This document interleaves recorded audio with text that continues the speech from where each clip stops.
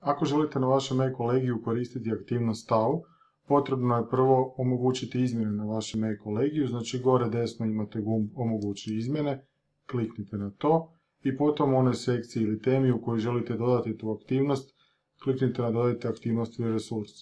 U izborniku dodajte aktivnost ili resurs, s lijeve strane pronađite aktivnost stav i potom klik na dodajte.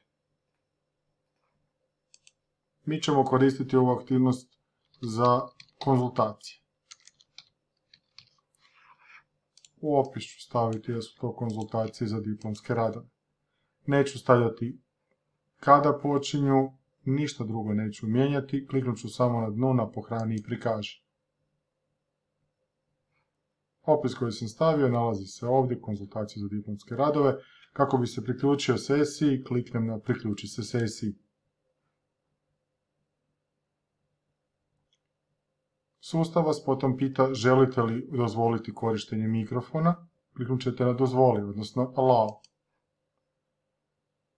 Mikrofon je u ovom trenutku uključen, ali je stišen, to možete vidjeti tu dolje na dnu.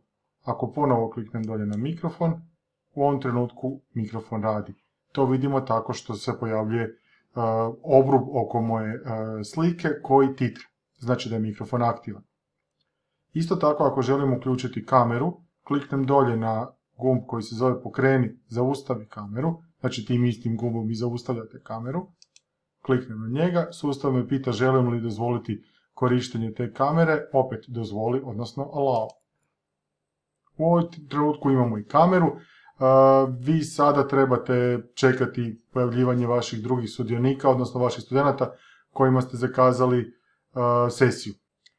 Kako biste završili sesiju, dolje na dnu imate crveni gumb za izlaz, znači u sredini sa ikonom spuštene slušalice. I to je to.